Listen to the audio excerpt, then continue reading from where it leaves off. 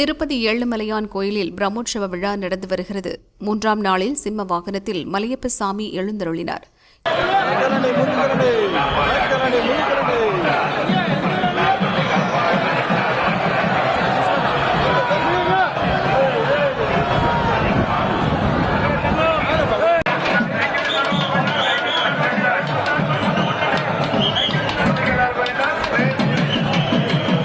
கோலாட்டம், பரதநாட்டியம், டப்பு மேளத்துடன் வீதி உலா களை கட்டியது.